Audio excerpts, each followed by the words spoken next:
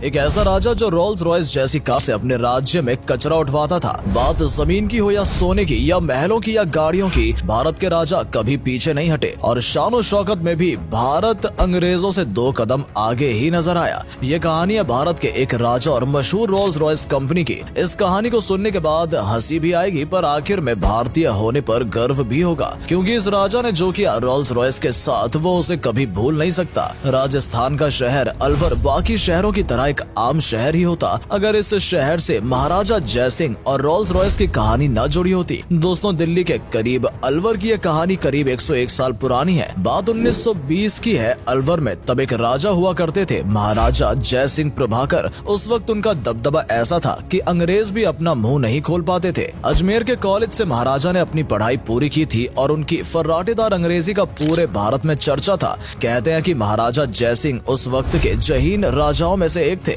महाराजा जयसिंह प्रभाकर करीब 41 साल तक अलवर के राजा रहे हैं और 54 साल की उम्र में उनकी मौत हो गई। मतलब 14 साल ये बिना राजा के जिए। और ये कहानी महाराजा जयसिंह प्रभाकर की है। और यकीन मानिए दोस्तों, कहानी सुनने के बाद आपको हंसी भी आएगी और एक भारतीय होने पर गर्व भी महसूस होगा। तो ये बात है 1920 की। अंग्रेजों की हुकूमत थी। राजा जयसिंह घूमने इंग्लैंड लंदन जाते हैं अपने तमाम नौकरों चाकरों के साथ, और हर राजा की तरह शान शौकत के साथ जीना उनका भी शौक था। 1920 में जब ये लंदन पहुंचे तो वहाँ एक आलीशान होटल में ठहरे और हर दिन कहीं न कहीं घूमने जाया करते थे। एक रोज महाराज जयसिंह के दिमाग में न जाने क्या आया कि उन्होंने अपने सारे नौकरों से कहा कि आज तुम लोग मेरे साथ नहीं आओगे, मैं अकेला लंदन की सड़कों पर घूमूंगा। और बिना किसी सवारी के और न ही कोई शाही लिबास और एक आम इंसान की तरह वो लंदन की सड़कों पर घूमने के लिए निकल गए। घूमते घूमते उन्होंने बहुत सी खूबसूरत चीज देखी, पर कुछ देर घूमने के बाद उनकी नजर एक गाड़ी के शोरूम पे पड़ी और ये शोरूम था रोल्स रॉयस कार का। आपको पता होगा कि आज रोल्स रॉयस की गाड़ियां दुनिया की सबसे महंगी कारों में से एक है। दोस्तों, जिस तरह से अंग्रेजों का पूरी दुनिया में दबदबा था, रोल्स रॉयस कंपनी का भी एक दबदबा था, क्योंकि जिस तरीके की ये कार थी, खास तौर पर दुनिया के ज्यादातर अमीर लोग, शाही परिवार के लोग, राजा महाराजा जैसे लोग ही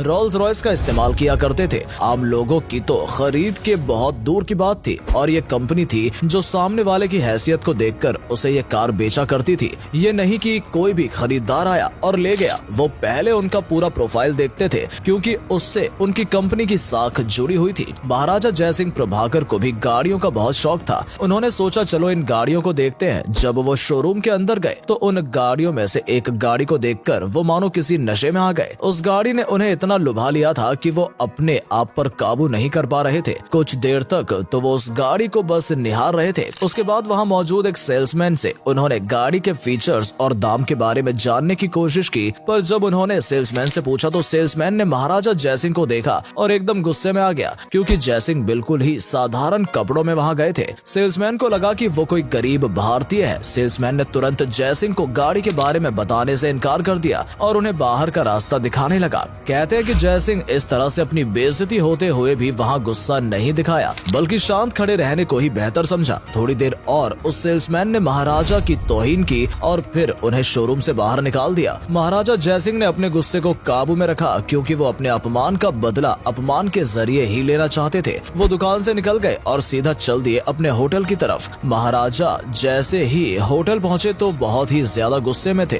फिर से वो अपने राजा के रूप में आए और अपने मैनेजर को बुलाया और कहा कि एक कार का शोरूम है लंदन में। नाम और जगह बताते हुए कहा कि जाके उस शोरूम में सूचना दो कि अलवर के महाराजा शोरूम में आ रहे हैं, उन्हें गाड़ियां खरीदनी है। ये सूचना जब शोरूम में पहुंचाई गई तो वहाँ हड़कंप मच जाता है, क्योंकि राजा महाराजा और अमीर लोग ही रोल्स रॉयस गाड़ियां खरीदते थे। खबर मिलते ही वहाँ के ओनर ने उनके शान शौकत वाले इस्तकबाल के लिए रेड कारपेट बिछा दिया था। जब राजा अपने नौकरों चाकरों के साथ अपने शाही सवारी में शोरूम पहुंचे तो देखा कि वहाँ पहले से ही लोग उनके स्वागत में खड़े हुए थे, जिसमें से एक वो सेल्समैन भी था। पूरी इज्जत के साथ उन्हें अंदर ले जाया गया। जब उन्हें वहाँ मौजूद गाड़ियां दिखाई गईं, तो महाराज ने पूछा कि इस वक्त शोरूम में कितनी गाड़ियां मौजूद हैं। तो ओनर ने बताया कि 7 गाड़ियां मौजूद हैं। फिर क्या था, महाराज ने कहा कि मैं 7 के 7 गाड़ियां खरीद रहा हूँ, और उन्होंने उसका दाम भी कैश में चुकाया। इतना बड़ा ऑर्डर सुनकर शोरूम में हर कोई हैरान हो गया और अब शोरूम वाले खुशी मनाने लगे। ऑर्डर देने के बाद उन्होंने गाड़ियों को सीधा भारत अपने राजमहल में पहुँचाने के लिए कहा और गाड़ियों को वहाँ पहुँचने का खर्चा भी कैश में दिया, और साथ ही साथ कंपनी से ये शर्त रखी कि ये गाड़ियों के साथ वो सेल्समैन भी भारत में आए और उन गाड़ियों के के बारे में जानकारी दे। कंपनी फौरन उनकी ये बात मान जाती है। शोरूम वाले इतना बड़ा ऑर्डर मिलने पर खुशियां मना रहे थे, जबकि महाराज का असली खेल तो अभी बाकी था। फिर महाराज वापस हिंदुस्तान आ जाते हैं और कुछ दिनों बाद वो सेल्समैन भी गाड़ियों को लेकर राजमहल पहुंचता है। उसके बाद महाराज ने जो किया वो देखकर आपकी आंखें फटी की फटी रह जाएंगी। दोस्तों, महाराज ने वहाँ नगर पालिका वालों को बुलाया और सारी गाड़ियों को एक झटके में नगर पालिका वालों को सौंप दिया और कहा कि आज से शहर का सारा कचरा इन गाड़ियों में उठाया जाएगा। और ये बात सुनते ही सेल्समैन की हवा खराब हो गई। वो सोच में पड़ गया कि आखिर ये क्या हुआ, और वो कुछ भी कर नहीं सकता था क्योंकि महाराज के इलाके में जो था और महाराज के सामने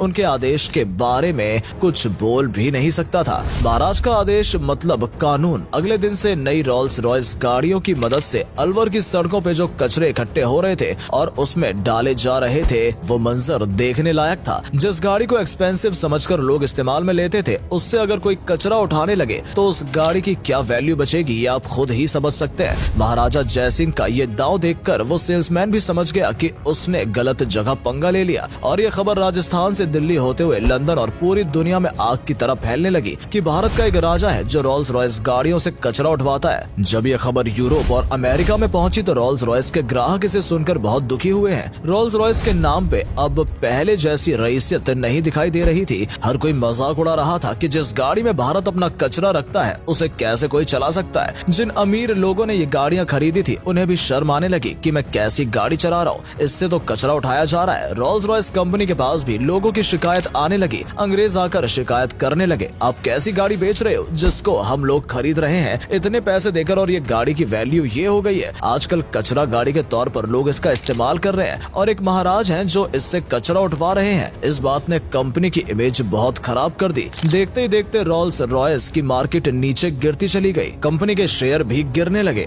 ग्राहक उनकी गाड़ियों में दिलचस्पी नहीं ले रहे थे और एक वक्त तो ऐसा लग रहा था कि कंपनी डूब जाएगी। दूसरी ओर महाराजा जयसिंह प्रभाकर इस पूरे नजारे का मजा ले रहे थे। उनकी योजना पूरी तरह से काम कर रही थी। जब रोल्स रॉयस अपनी साख बचाने में कामयाब नहीं हो पाई तो उन्होंने अपने घुटने जयसिंह के आगे टेक दिए। कंपनी की तरफ से जयसिंह को एक पत्र आया जिसमें रोल्स रॉयस ने उनसे माफी मांगी कि सेल्समैन ने जो किया उसकी हम दिल से माफी मांगते हैं, और कहा कि बस आप रहम करके उनकी गाड़ियों से कचरा उठवाना बंद कर दें। साथ ही उन्होंने महाराज को 6 नई रोल्स रॉयस देने का भी वादा किया और वो भी मुफ्त में। महाराज का काम तो हो चुका था, इसलिए उन्होंने कंपनी को माफ कर दिया और गाड़ी से कचरा उठाने का काम बंद करवा दिया। महाराजा जयसिंह ने पूरी दुनिया को यह दिखा दिया कि इंसान को कभी भी उसके कपड़ों से नहीं आंकना चाहिए। एक छोटी सी भूल के कारण रोल्स रॉयस जैसी बड़ी कंपनी को इतने बुरे दिन देखने पड़े।